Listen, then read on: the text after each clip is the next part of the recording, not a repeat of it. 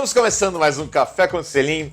E, gente, eu tenho o hábito de assistir uns canais de televisão que eu gosto, Lifetime, Canal Brasil, enfim, tem uns canais bem legais. E eu vou vendo muita coisa interessante. Aí eu já mando mensagem que eu quero trazer no programa. Assim foi o caso da Máxima e da Marrone, né? Aquelas meninas do Irã incríveis, fantásticas, né? E aí eu tava vendo outro dia um programa, mandei mensagem pra ele e não é que ele tá aqui?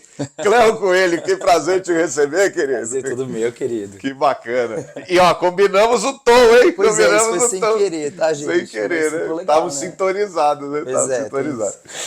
Então, Cléo, eu achei muito legal, porque eu gosto, como eu falei, eu gosto de assistir os programas e tal, né? Aí pedi pra você mandar, peço sempre um briefzinho pra entender da pessoa, e eu vi que ali vai ter papo pra muito tempo aqui, não é só o que eu vi ali na TV. E primeiro eu quero começar falando que você é mineiro, né? Sou mineiro. De Valadares, e eu não posso deixar de Governador Valadares, né? Tem um amigo ali em Ipatinga, o Everton, um abraço pra você, Everton, ele assiste todos os programas lá. Teófilo Otoni, quase fui uma vez, acabou não dando certo. E deixa eu mandar um abraço também pro Carlos lá de Três Fronteiras, que tá também seguindo todos os programas, tal, não sei o que. Então, um abração, Carlos.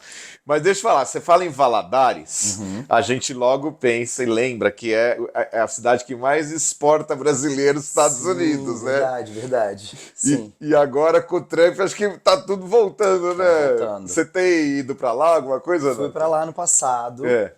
Eu tenho família lá, como boa parte das pessoas em Valadares. Antigamente, essa situação de deportar me deixava muito mal, assim, me deixava bem preocupado.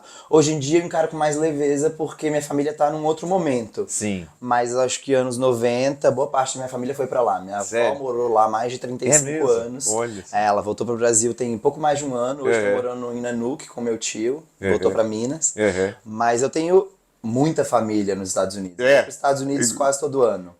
Agora eu tô com birra, óbvio, que deixa a gente meio bravo essa situação, não tô querendo voltar, mas tem uma ligação forte. E é engraçado, porque quando eu falo Valadares, as pessoas já associam a isso, e aí quando eu começo a contar, elas não imaginam que eu tenho história pra contar sobre isso. Sim. E, tipo, eu já tive parente atravessando o Rio, Nossa, sério? no México, na fronteira, uma tia minha atravessou com neném de colo. Meu Deus. Então, assim, são histórias reais, sabe? Da história da minha família. Sim. A história da imigração para os Estados Unidos. Então lá é forte mesmo. É fortíssimo, isso, né? é fortíssimo. Meu pai, ele vendia pedras semipreciosas. Então, foi naquele contexto que começaram as feiras, que atraíram os americanos, chineses e japoneses. E a partir das feiras começam a surgir os coiotes. E aí depois os coiotes começam a, enfim, montar esses esquemas. Né? Por isso que Valadares, as pessoas têm uma curiosidade de saber por que Valadares se tornou essa cidade. É basicamente por causa disso. Entendi. Por causa dos coiotes, que eram, em primeiro momento, eles montaram casas de câmbio. Entendi. Para atender essa demanda das feiras de pedras semi-preciosas. E aí a coisa cresceu lá. Assim, eu lembro de ser criança, e aí quando tinha uma operação da Polícia Federal, era no colégio, assim, entendeu? E eram os pais dos meus amiguinhos. É uma loucura, era muito próximo da gente, assim. Mas na história da minha família, uma parte foi ilegal, uma parte foi legal. Hoje em dia, todo mundo que tá lá tá legalizado. Então, hoje em dia tá muito tranquilo, assim. Uma parte da família que foi, fez carreira lá. Tem uma tia que ela é engenheira aeronáutica. Olha que legal. Tem marido, filhos, meus primos são americanos. Então, é um outro momento para minha família. Entendi. Mas eu imagino como seja para quem tá nessa situação hoje, né? Difícil, entendeu? Hein? Uma situação, essa situação de ilegalidade é uma situação muito complicada para quem vive na pele. Inclusive, fui ver um filme ontem que fala sobre isso. Fui na pré-estreia de um filme, não sei se eu posso indicar, mas acredito que posso. Não claro. Chama Maré Alta, né? Do inglês High Tide. É um filme do Marco Galvani com Marco Pigossi, o ator Marco Pigossi. Sim, claro, maravilhoso. Então, maravilhoso o filme. Fala de um brasileiro que mora nos Estados Unidos e está nessa situação. Então, assim, é legal ver a arte retratando um pouco o que está acontecendo. Como é que chama mesmo o filme? Chama Maré Alta. O filme. Maré Alta. À altura do lançamento dessa nossa conversa já vai estar no cinema. Já vai estar. Quero assistir, porque tá em alta, né? Assista, é muito bom, muito bom. Eu tinha uns amigos também que moraram muitos anos lá, tiveram filho lá e vieram, isso há muitos anos, mas veio correndo, porque parece que a imigração tava meio sondando, sabe, assim, então antes, porque diz que pega na rua, isso já tem que, né? Tem um pouco isso, eu acho que acaba virando um pouco de terrorismo, mesmo. Eu acho que antes mesmo deles conseguirem acessar, que eles têm formas de acessar, criam-se um pavor de que eu não posso ir no médico, ou não posso ir a algum atendimento, senão eu vou ser pego. É um pouco terrorismo, mas realmente eles têm formas de acessar você que são inúmeras, né? Entendi. A CIA, enfim, eles podem usar qualquer... Ai, não, Deus me viver assim, não, já pensou? Viver no terror, né? Não Viver com medo. Viver com medo, né? Viver com medo não é legal, gente. Não dá pra viver com medo. Verdade. É exatamente isso. Com certeza. Bom, mas vamos falar de Que você. loucura, eu nunca imaginei que você ia falar disso, e aí a gente já tem assunto. Porque falar da gente logo, e o trânsito agora é uma coisa eu acho ótimo, porque realmente é um pouco parte de quem eu sou. Falar disso também é falar da minha história. Da sua origem. Mas vamos falar agora mais do Cléo, assim, ator e psiquiatra forense. Eu te descobri através de psiquiatra forense. Foi. O que é um psiquiatra forense? O que ele tem que fazer? Cara? Boa. Um psiquiatra forense... Ele trabalha na interface entre a psiquiatria e a sociedade. Isso se dá na prática muito através do direito. Então, sendo mais objetivo, na interface entre psiquiatria e direito. Através da realização de perícias, principalmente. Então, avaliações técnicas voltadas a responder questões técnicas da medicina e da psiquiatria para os operadores do direito. Então, é uma área de interface. Né? Eu costumo dizer que a psiquiatria já é uma interface em termos de ciência, né? Uma interface entre as ciências biológicas e humanas, e a psiquiatria forense é uma interface, né, psiquiatria e sociedade. Então, por isso que é a área das grandes polêmicas, dos temas difíceis, dos dilemas éticos. Então, o psiquiatra forense, ele é tudo isso ao mesmo tempo. Entendi. E aquele episódio que eu vi, que eram duas mulheres, né, que ficaram presas algum tempo e elas não tinham culpa, e você chegou a tratar com elas, não foi isso? Não cheguei a tratar com elas. Não foi com elas? Não. Eles me convidaram pro episódio para dar uma entrevista mais técnica para compor o episódio. Então eu faço uma participação. Eles me mandaram um pouco do caso, eu sei um pouco do caso, mas isso já faz quase 2 anos. Faz quase 2 anos? Quase 2 anos. Foi ao ar ano passado. Caramba. Tá reprisando agora no Lifetime, mas já tem quase 2 anos. O que eu sei é que o programa inteiro tem como premissa trazer casos da justiça que foram reavaliados, nos quais o culpado foi absolvido de alguma maneira. Então mostrando um pouco esse aspecto falho, né, do sistema judicial. E aí eles me chamaram para falar um pouco mais tecnicamente desses aspectos da psiquiatria forense, né, de criminologia, basicamente. Entendi. Quando eu vi, eu achei que você tinha tido contato com elas, alguma coisa assim. Não tive. Acho que outros profissionais que deram entrevista tiveram. O meu foi mais algo complementar. Entendi. Mas é muito legal ser visto nesse lugar, porque eu tava com esse dilema, né? Como você disse, eu sou ator. E aí, nessa época que me convidaram, eu não sabia se eu ia ou não. Porque eu vivo minha vida profissional mais discretamente do que minha vida artística. Então... Quando me perguntaram, eu falei, mas será que eu quero aparecer na TV como psiquiatra forense? É muito curioso, as pessoas olham pra mim, eu não sei se as pessoas imaginam que eu sou um psiquiatra forense por me ver. Não, e depois nós vamos contar aqui outras facetas, né? Você fala, gente, ele é um psiquiatra forense. Aí buga a cabeça de todo mundo. Mas eu vivo esse dilema há alguns anos. Desde que eu me dediquei a outras questões, outras áreas da minha vida, eu vivo esse dilema. Mas as pessoas têm curiosidade, né? Pergunta se eu ainda atendo, se eu tenho consultório. Eu continuo atendendo, continuo com o consultório, as coisas continuam fluindo muito bem nessa parte da minha vida profissional. Mas há alguns anos eu aceitei que eu não sou uma coisa só. Entendi. E acho que faz parte até da nossa própria saúde, a gente conseguir abraçar nossos múltiplos eus, né? Com certeza. Um lado um pouco mais louco e um lado um pouco mais moderado, mais calminho, mais sensato. Então, assim, tudo isso tá em mim e eu adoro ser psiquiatra. Quando me perguntam, eu falo, eu amo ser psiquiatra, eu amo atender meus pacientes. Que bacana. Entendeu? E as pessoas têm essa dúvida que eu acho que é legal falar, porque acho que abre a cabeça das pessoas para elas poderem ser quem elas são. Então... Tem um pouco disso, mas eu acho muito legal que você me viu através daí, porque é uma boa janela. Né? Não, e aí quando você mandou, tipo, seu... Não é a sua biografia, essas coisas, eu falei, gente, né, tem coisa interessantíssima, nós vamos falar já. Tem Bom, sim. ele é ator também, né? Sim. O filme Baby, né, que te levou a Cannes. Como é que é essa história? A Cannes, foi uma loucura, né? O filme é Baby, do Marcelo Caetano. Ele foi gravado em 2023, lançado no Festival de Cannes, né, na Semana da Crítica do Festival de Cannes, em maio do ano passado. Então, foi meu primeiro filme. Foi uma oportunidade de casting que surgiu e muito em função também da minha bagagem como psiquiatra forense, mas eu também fiz formação como psicodramatista, pela Sovap, com o Gerardo Massaro, que é um grande professor, um querido. E aí, por ter essa formação, eu tinha um pouco de conhecimento de técnica de teatro. Sempre tive aptidão, sempre tive facilidade, mas nunca tive coragem de explorar. Então, o Cléo médico veio primeiro. E aí, aquela criança interior lá, que sempre quis ser ator, continuava adormecida. Depois da faculdade, quando eu vim para São Paulo é isso, né? São Paulo é essa cidade que você tem muitas oportunidades. Sim. Então, em São Paulo, eu falei, acho que tá na hora de encarar esse medo. Me tornei psicodramatista em termos de formação. E aí, logo em seguida, eu tive a oportunidade de fazer o filme. Quando eu fiz o filme, eu entendi que era isso mesmo. Aí eu falei, não, agora eu vou entrar de cabeça e vou me dedicar a um lado artístico.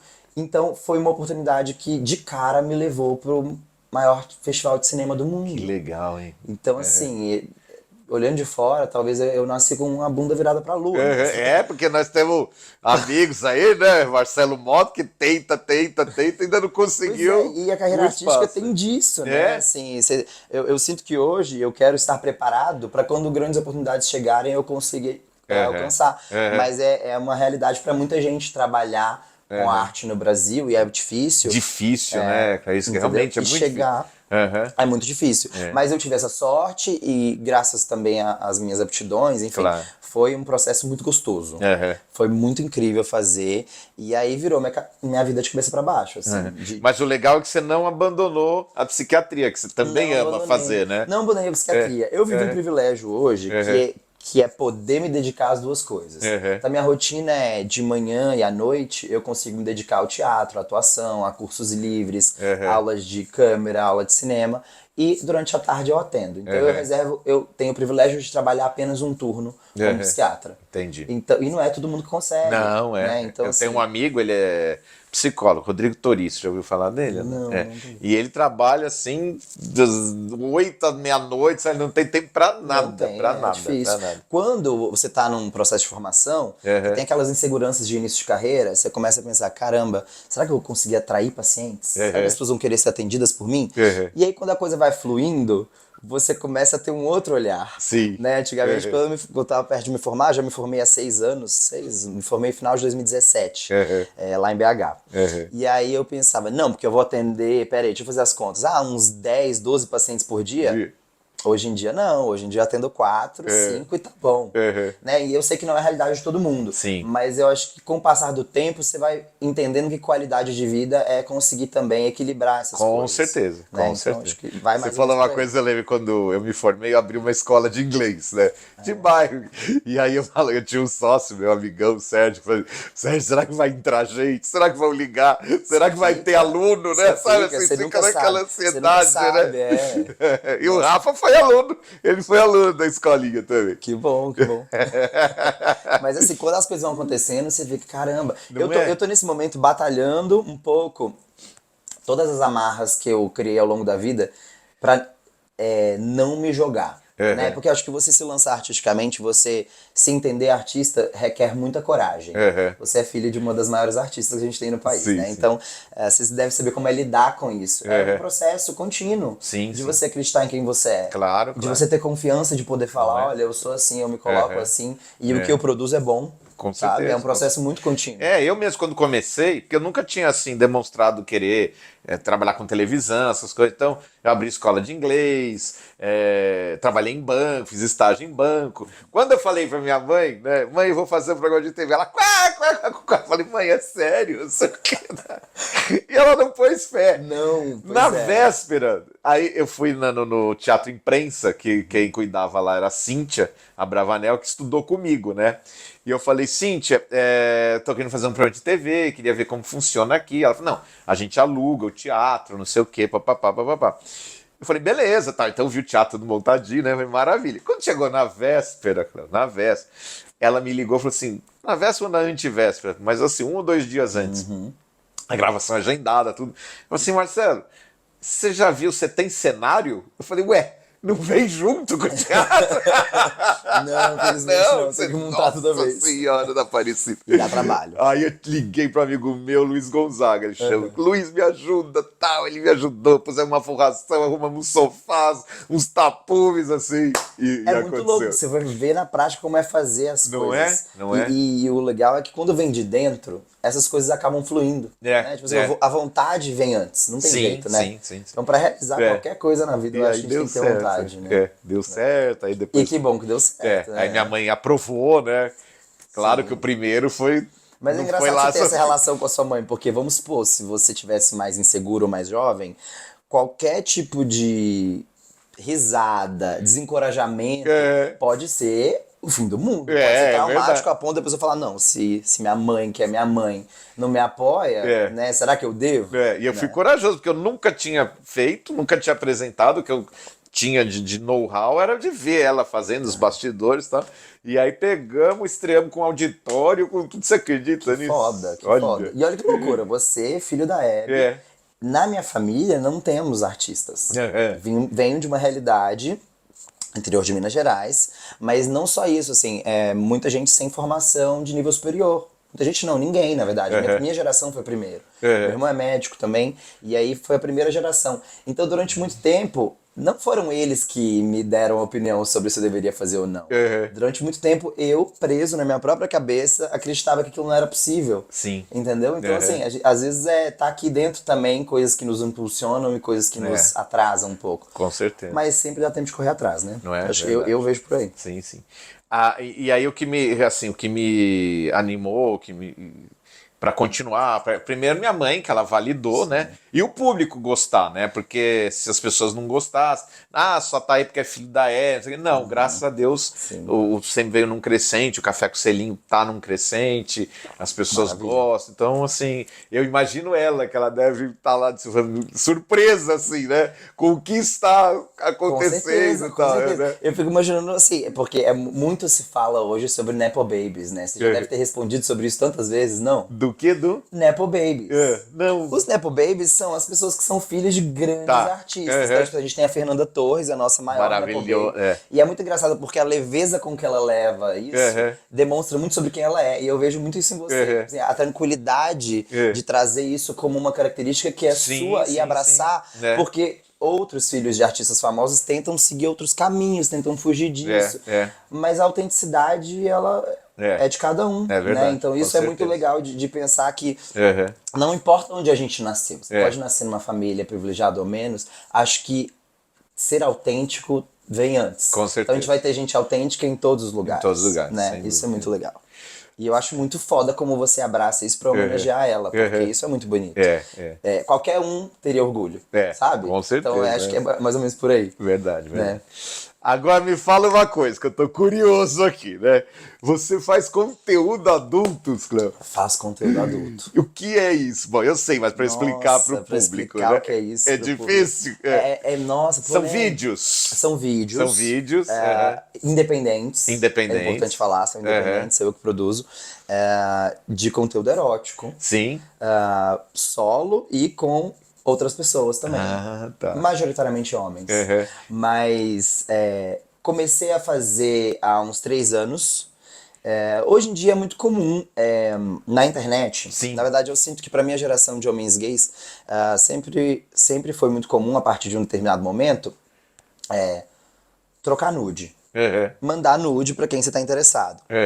E é muito interessante pensar até do ponto de vista legal, né? Trocar nudes como algo que tem que ser consensual. Qualquer atividade, né, sexual, ela precisa ter um consentimento. Eu falo disso em aula, inclusive. Isso é matéria de aula. E aí, eu sempre fui um pouco exibicionista. Sempre gostei de ser visto. Fotografando, seminu, nu, sempre gostei. Pode ser uma vaidade, não sei, depende da pessoa, mas eu sempre gostei. E aí... com o crescimento da internet, uma certa democratização, né? Você não precisa mais buscar na locadora o vídeo que você quer ver, erótico, pornô, enfim. Você pode buscar na internet. Quando eu cheguei em São Paulo, alguns amigos meus falavam, por que você não faz uma plataforma? Por que você não cria? E aí criaram um fake meu. Foi assim que começou. Criaram um fake? Criaram um fake meu. É muito comum fazer isso com as pessoas. Pegam fotos suas e criam um fake. E aí criaram um fake meu e começaram a vender umas fotos minhas de sunga. Entendi. E aí uma amiga minha brincou, falou, olha, estão ganhando dinheiro com essas fotos. Aí eu fiquei pensando, e aí eu tive a oportunidade, eu tava na residência na época, eu tive a oportunidade de estar no hospital e testar a reação das pessoas. E eu não sou uma pessoa muito inocente. Mas eu sou uma pessoa muito tranquila de lidar. Então eu falo disso com naturalidade. E aí eu testei a reação das pessoas, assim, dos meus chefes, do pessoal do hospital, o chefe da residência conversando comigo sobre uma plataforma de conteúdo erótico. E assim, eu vi que as pessoas têm suas questões, porque as pessoas não encaram da mesma maneira, né? A gente tem vários vieses, algumas pessoas são mais religiosas, outras menos. Isso é um dos vieses possíveis. Sim. E aí eu fui vendo que, pelo menos na minha frente, pelo menos comigo, as pessoas encaravam com uma naturalidade que eu achava legal. E eu acho que é tabu ainda, acho que falar de sexo, falar de pornografia é tabu, até do ponto de vista de saúde mental, existe uma grande discussão. Mas falar de sexo é difícil pra maioria das pessoas. E pra mim não é. Eu cresci gostando de sexo, eu cresci gostando de estudar sexo. Entendi. E de falar sobre. Então pra mim é muito natural. Eu promovo festas de liberdade sexual em São Paulo, meu marido é DJ de uma festa de liberdade sexual em São Paulo, que é a Kevin. É a maior festa de liberdade sexual de São Paulo que a gente tem. E isso vem mudando no imaginário das pessoas. Porque em outros países, como Europa, Estados Unidos, principalmente Europa, a gente tem outras formas de encarar. Né? Os países nórdicos, principalmente, foram muito responsáveis pela mudança da mentalidade sobre práticas sexuais diversas. Entendi. Então hoje o brasileiro começa a entender práticas sexuais como algo mais amplo. Então o sexo não é só aquela mesma coisa de sempre. Então eu acompanho muito estudiosas, né, da área do trabalho sexual. A Carol Bonomi é uma que eu adoro, eu sigo o Instagram dela, divulgo tudo que ela fala e faz. E ela dá alguns cursos sobre isso. Então, para resumir sua pergunta, eu criei coragem, comecei a produzir, no começo estava com muito medo. Eu falava assim, gente, ninguém vai assinar. Ninguém vai assinar, não vou criar porque ninguém vai assinar. É o dilema de todo mundo vai começar. Não era nem um pouco famoso. E aí, eu falei, quer saber, eu vou criar. Vou criar pra mim. Sabe quando você cria uma rede social e você posta foto só pra você? Foi assim. Fui criando pra mim, divulguei. E aí as pessoas foram assinando, foi crescendo, e aí virou o que virou. E as pessoas pagam por mês? Como é que é? Uma taxa por mês? É uma taxa por mês. Pode pagar 3, 6, 12 meses de uma vez adiantado, mas a maioria é assinatura mensal. E dá dinheiro? Dá dinheiro. Dá dinheiro. Dá dinheiro. Todo mundo pergunta, né? Mas é muito... cara, é uma loucura, né? É muito interessante falar disso, porque eu escrevi um capítulo de saúde integral LGBT. Vai sair no próximo livro da USP de saúde integral. Fui convidado pelo Saulo Ciasca, que é um dos nossos chefes do IPQ. E nesse capítulo eu tive que escrever sobre plataformas de conteúdo adulto. E é interessante porque quando você vai ler pesquisas, existem um monte de questionários aplicados a essa população, principalmente na atualidade, demonstrando que existe uma noção de que se dá muito mais dinheiro do que se dá na vida real. Porque existe uma glamorização. Né? E existem muitas pessoas que vão na internet para poder contar quanto elas ganham. Isso é uma coisa meio chata e feia, porque você falar quanto você ganha cria um imaginário, né, na população. Então cria até raiva ou outros sentimentos relacionados. E na realidade, muitos criadores de conteúdo adulto, erótico, eles ganham quantidades normais de dinheiro. Cada vez mais que você se aprofunda nesse meio, você percebe que é um trabalho normal, como qualquer outro. Que exige tudo isso aqui que a gente tem de programação, planejamento, cálculo, investimento de tempo, espaço, lidar com o outro, que é uma coisa super complicada. Né? Então, exige muito do mental. E aí, é muito engraçado falar do dinheiro, porque as pessoas ficam, mas você ganha mais dinheiro com isso ou com medicina? Porque medicina é esse protótipo de profissão que vai dar dinheiro, que vai dar mundos e fundos. Eu acho que eu passei pelo processo de desconstruir a ideia de que a medicina te enriquece. A medicina pode enriquecer. Mas a gente vive num mundo capitalista, enriquece quem explora o outro, no meu entendimento. A maioria das pessoas que vivem de entretenimento, elas conseguem chegar a lugares legais de conforto. Quando você produz algo que significa pra você, artisticamente falando, você consegue adquirir sucesso e conseguir juntar suas coisas. Mas eu costumo dizer que médico, profissionais liberais, a gente costuma ter poder de compra. A gente tem dinheiro para ter uma vida confortável. E algumas pessoas enriquecem muito com conteúdo erótico. Não é meu caso, não mudei de padrão de vida. Continuo fazendo mais por prazer do que por dinheiro. Mas dá dinheiro. Dá dinheiro e para alguns dá pouco. Para alguns Você dá muito. Como qualquer outra área. Sim, assim. claro. Você tem gente que ganha pouco e gente que ganha muito. Publicidade é um bom exemplo, né? Assim, tem publicitários que ganham rios de dinheiro. Eu tava até assim, pensando que eu sei que você tem um comércio, você é casado, inclusive. Sou casado. Né? Sou casado. E aí não pode ter ciúmes, né? Porque eu sou morro Ele faz também. Faz também? Eu não ele conseguiria, eu morro de ciúmes. Né? Isso é outra temática, isso é outro. Tem que ter esse. Tem que ter acordo, claro, né? Não, tem que eu ter tava esse acordo, quando eu tava indo pra cá, tava com o Rafa e tava vendo uma entrevista na Luciana Gimenez de um casal hétero falando que abriu o relacionamento, que eles participavam de swing e hoje abriram mais ainda e tal, né? E aí eu perguntei até pro Rafa, ele falou, eu não... Hoje, na minha atual momento, eu não me veria nisso, né? Não sei, 15, 20, eu não posso dizer por isso. Sim. Eu não consigo. Eu já tive relações de quase 10 anos, sabe? Sim. E eu sou muito ciumento. Eu imagino. Eu também sou, sabia? Óbvio, muita análise, muita terapia, mas eu tive que trabalhar meus ciúmes. Eu continuo ciumento.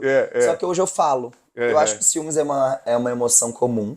E eu acredito muito em falar sobre suas emoções, falar sobre o que você sente. Então, se você sente ciúme, se você fala, ele muda de lugar. Ele fica diferente. Você tem uma relação aberta? Eu tenho uma relação aberta e não monogâmica. E não monogâmica. O que é muito engraçado, o que você pensa, se é não monogâmica, vocês necessariamente precisam se envolver com outras pessoas. Acho que não é uma questão de necessidade, é mais uma questão de opção. Eu e o Sami é o nome dele, a gente deixa em aberto, a gente deixa fluir, deixa rolar, a gente tem alguns romances. Ele não é de Cuiabá, não, né? Ele não é de Cuiabá. Que eu conheci o Sami de Cuiabá. Você é nascido em São Paulo, nascido e criado em São Paulo. E acaba que isso foi crescendo com o nosso relacionamento também. Ele tinha um relacionamento aberto anterior e eu tinha um relacionamento aberto anterior. Quando a gente se conhece, a gente já se conhece num contexto de muita liberdade e com muita experiência. Então é algo que a gente construiu junto.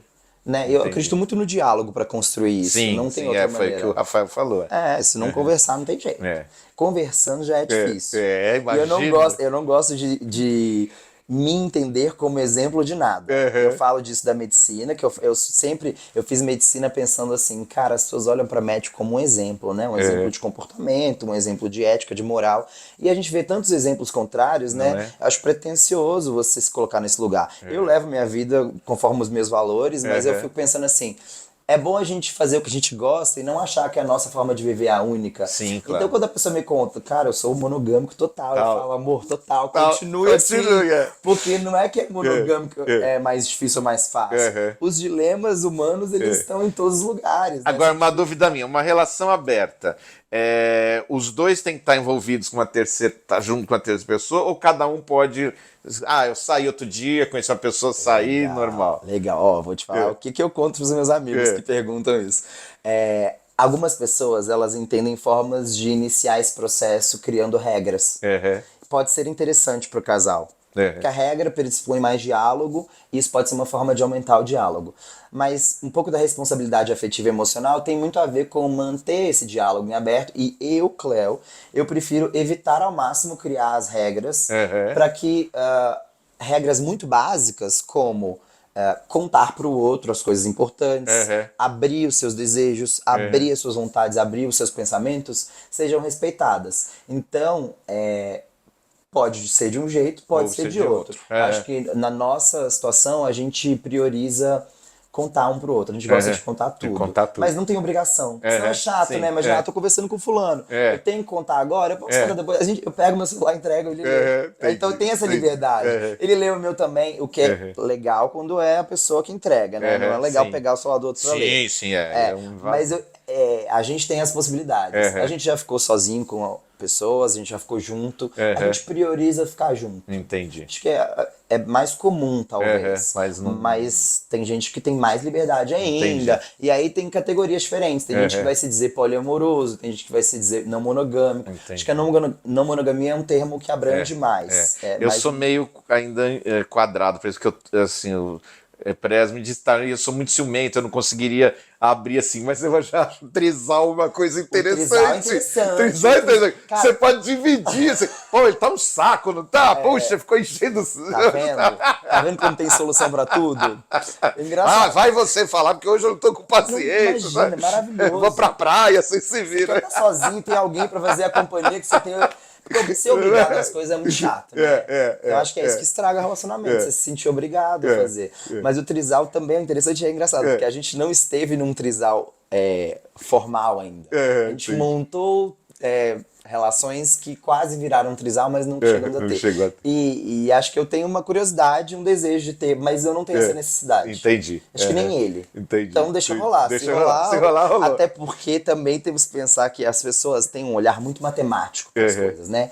E matematicamente falando, as pessoas vão argumentar no Twitter, nas redes sociais, assim, mas mais uma pessoa, eu já tenho que dar conta da família do fulano, eu já tenho que dar conta do não sei o que do fulano. Se eu colocar mais uma pessoa, não vai caber.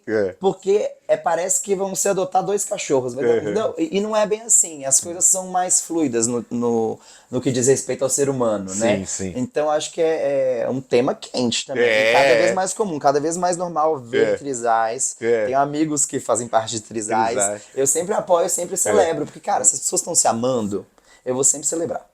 Sim. Porque a gente que tá feliz não enche o saco. Não é verdade. Né? Acho que é mais ou menos por aí. E se a pessoa tá se amando monogâmica, eu também vou celebrar, vou celebrar igual, sabe? Acho que é mais ou menos por aí. Importante é o amor, né? Exato. Com certeza. Vamos marcar futuramente uma entrevista, mais assim, um grupo para falar de trisal, né? Que Podemos, eu nesse assunto. Me chama. Meu querido, você vai receber aqui o selinho da Hebe. Tá? Esse aqui você leva pro Sami, vocês moram juntos, mas é bom ter 2. Não é? E esse aqui você leva pra Valadares. Fechou. Pra família lá. Posso levar pra minha mãe em BH. Sim. Minha mãe mora em BH. Ela mora em BH? Mora em BH. Legal. BH, quero mandar um beijão pra Cida, pro Manuel, que são queridíssimos lá. São donos da Ortocrim. Ortocrim? Nossa, eu passava na frente da Ortocrim todos os dias indo pra aula. Sério? Nossa, sério? A Cida e o Manuel são incríveis. Gente, adoro eles. Legal. Quando você for pra BH, a gente combina, vai que eu quero rever. Por favor. E você vai ganhar um kit de churrasco aqui, Hebe Camargo. Comigo. Não, é sério isso? Com certeza. Meu Deus, que coisa mais. Posso mostrar? Claro. E é rosa ainda, rosa bebê meio. Gente, que lindo. Nossa, muito lindo. Obrigado. Fazer um churrascão lá. Obrigado. A gente tem churrasqueira em casa. Tem? Então. Tem, e tem pizza também. Falar dos nossos parceiros, né? Estamos aqui nos estúdios no complexo da queridíssima Lídia Sayeg, da Casa Leão. Né? E vem novidades boas, viu? De produtos Hebe, aí aguarde. Da Lux Color Tintas, a tinta da pintura inteligente, aquelas meninas também maravilhosas. E é isso, tenho muito orgulho dos nossos parceiros, dos nossos convidados, do nosso público, do nosso diretor, e assim que. Tô maravilhado. Por isso que o programa sai bom. Eu tô maravilhado. Nosso editor, né, o Paulinho? De verdade, parabéns. Obrigado. Léo, infelizmente, nosso tempo já até estourou aqui, mas é que o papo tava tão bom. Mas vamos combinar mais vezes. Por favor. Hoje ficamos por aqui. Semana que vem estaremos juntinhos com mais um Café com Selinho.